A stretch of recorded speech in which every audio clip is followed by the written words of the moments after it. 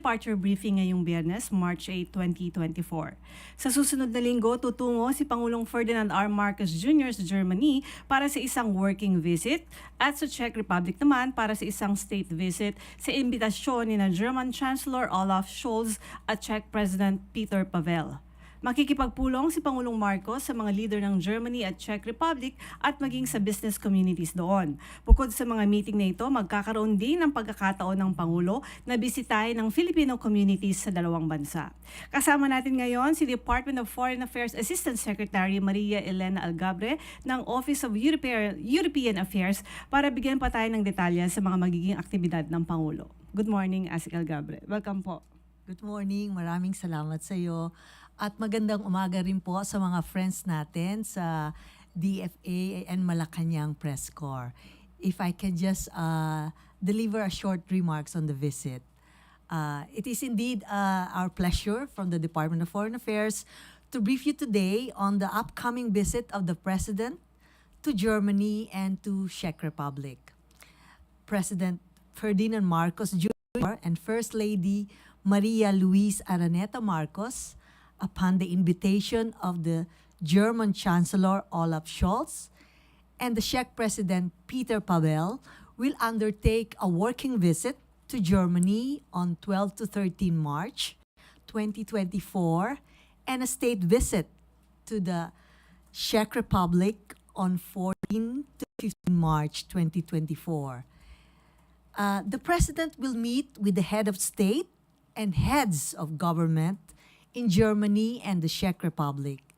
He will be welcomed by the German Chancellor, as I said, Chancellor Olaf Scholz, and by the Czech President Peter Pavel, and the Prime Minister Peter Fiala, who visited the Philippines last year.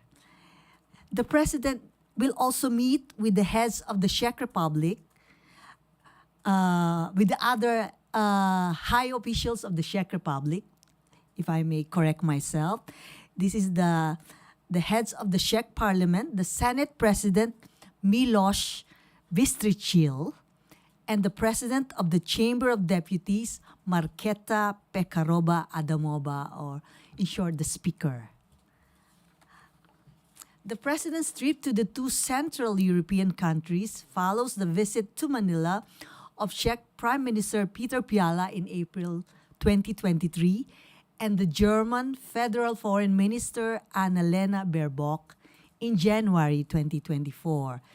And this endeavor seeks to strengthen bilateral relations and foster increased cooperation with the two countries. During the President's time in Germany and the Czech Republic, the President will focus on bolstering trade and investment opportunities in the Philippines, inviting German and Czech companies to increase their presence in the country. The President will also attend business forums in both countries participated in by prominent business leaders. He will then meet with major companies intending to take advantage of the Philippines' continuing impressive economic performance and conducive economic investment environment. During these business forums, partnership agreements will also be signed. In Germany, in terms of the government-to-government agreements, there will be a joint declaration of intent on strengthening cooperation in maritime sector, which will be signed by both countries' transportation agencies. This JDI seeks to facilitate maritime trade and mobility of Philippine and German-owned commercial vessels. Also in Germany, there will be a signing of the cooperation program between the Technical Education and Skills Development Authority, or TESDA, and the German Federal Institute for Vocational Education and Training, BIBB. I think that's an acronym in the German language. The cooperation program seeks to continue TESDA and BIBB's partnership on technical and vocational education and training, or TVET. In the Czech Republic, we will sign a joint communique on the establishment of a labor consultations mechanism which aims to enhance cooperation between the Philippines and the Czech Republic for the safe and orderly migration of Filipino workers, as well as for the provision of higher protection of their rights and welfare. There are also other agreements in the pipeline that we are closely working on with the Czech side. Then the President will also have the opportunity to meet with the Filipino communities living in Germany and the Czech Republic to personally share its administration's plans and programs for the OFWs and reaffirm the Philippine government's agenda and commitment to supporting them wherever they are. Our bilateral relations between the Philippines and the Czech Republic were established on October 1973, so we are celebrating 50 years of bilateral relations. This year also, we will commemorate 70 years of bilateral relations with Germany, which were established on 8 October 1954. So thank you very much. Okay, the floor is open for questions. Marcel Halili, TV5. Hi ma'am, magandang umaga po. Ma'am, you mentioned earlier na merong labor cooperation agreement that will be signed sa Czech Republic. May we know gaano kalaki yung labor forces na Filipino na naka-based sa Czech, and ano ba yung condition nila? Why is there a need for additional protection? Thank you po. For the Czech Republic, we will sign a joint communique on bilateral labor agreement. There are at present approximately 7,000 Filipinos in the Czech Republic, and the Czech Republic has expressed its interest to encourage more Filipinos to participate in the labor market.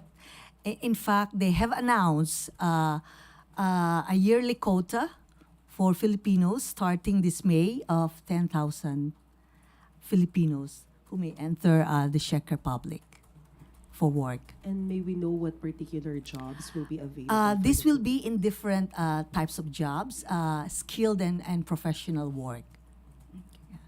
Harley Balbuena. Hello, good morning po. The Good President has been active in raising the West Philippine issue during his recent trip to Australia. So will he do the same on his trip to Germany and the Czech Republic? Thank you. The visit to Germany and the Czech Republic also stems from the fact that these are countries which are like-minded. We share values for democracy, human rights, and the rule of law, including in the promotion of an open, inclusive, international rules-based order. Yes, the President will have an exchange on how both could work together in maintaining an international rules-based order. And if some of you may have noticed in the recent incident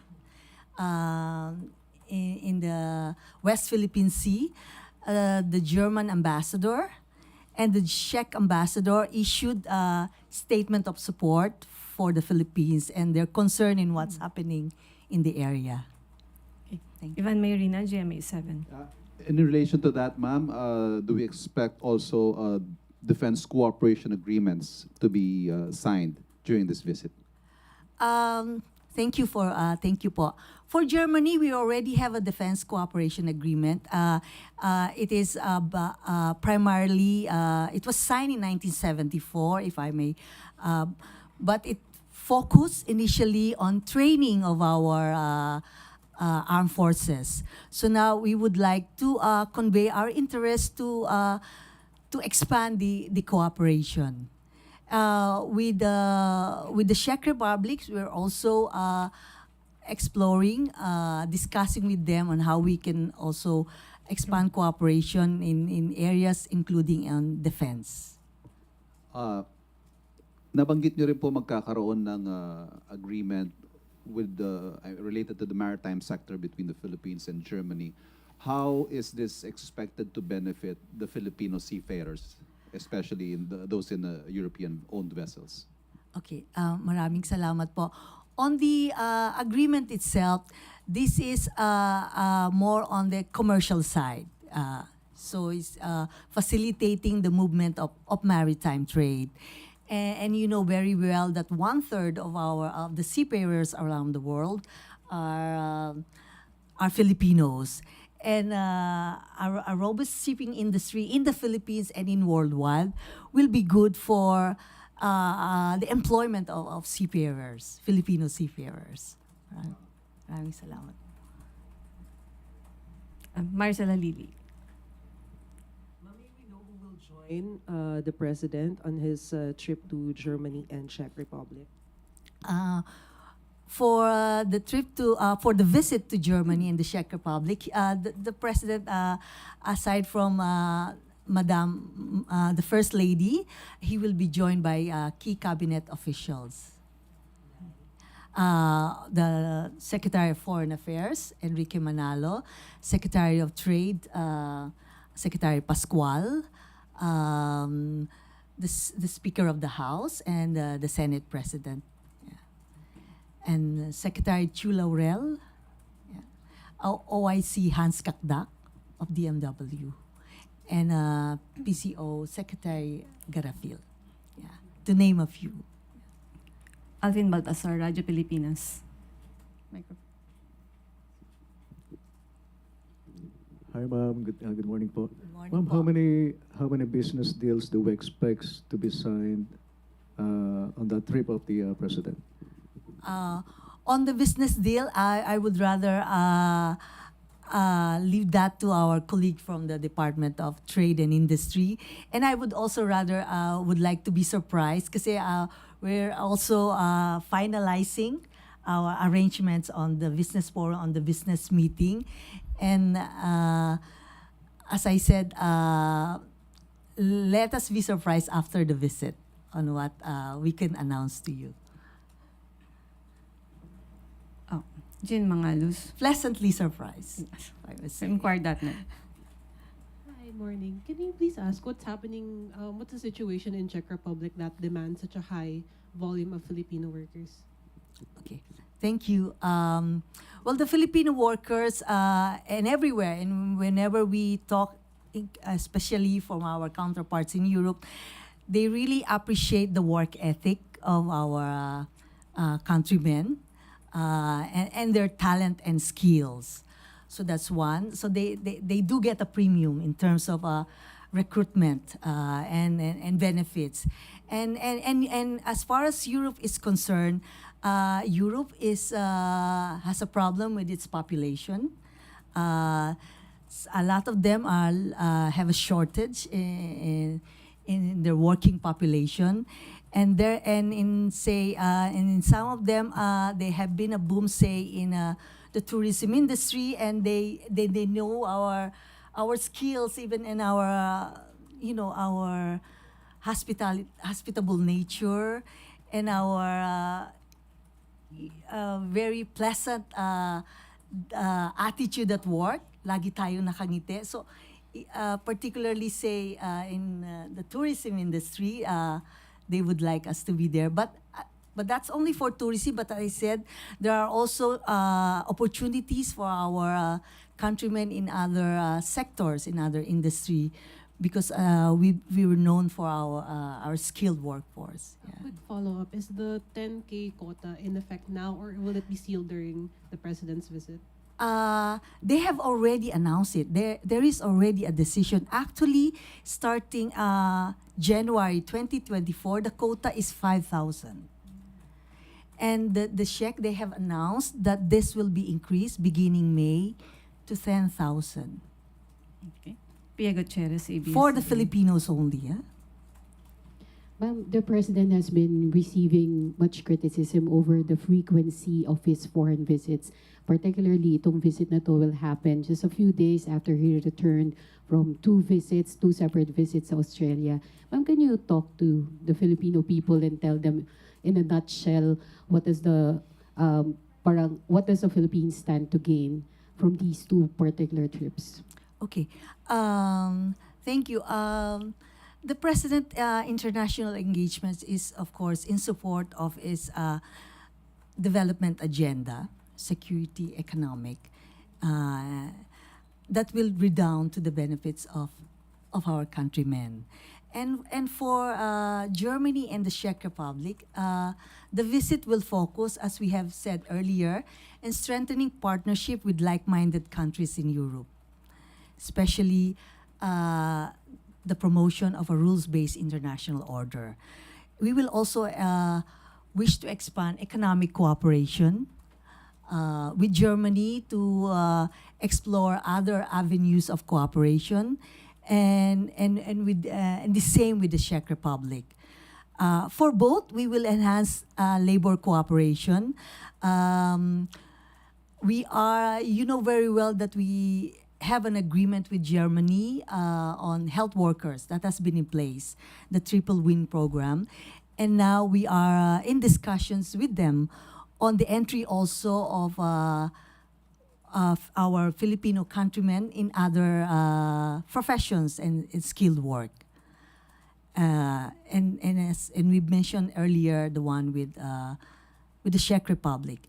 And lastly, we would like to increase people-to-people exchanges because we have in Germany a huge Filipino community, 36,000 Filipinos, and in the Czech Republic, the 7,000 that is there is expected to grow also. So ma'am, in short, ito pong mga trips na to, you believe that these trips are necessary at this point in time and basically not a waste of government expenses? Kasi yun po yung sentiment kasi ng public. No, hindi po. Yes. This is indeed, these trips are all in support of the President's development agenda for the well-being and well-being of our country and the progress of of the Filipinos. Thank you po. Anne Soberano. Ma'am, good morning. Good morning po. Yes po. You made mention na may meeting si President with business leaders in Germany and Czech. May we know po kung meron na what companies and what business they would intend to invest in the Philippines. Thank you. There are meetings. There are meetings with the companies that are interested in renewable energy, in manufacturing, healthcare, aerospace, and innovation. So ma'am, bukod po dun sa healthcare workers, ano po yung sunod na malaking bilang ng mga professions ng mga Pilipino doon sa Germany at Czech Republic? Sa Germany po, iba-iba yung kanilang mga aside from the health workers, merong sa mga IT,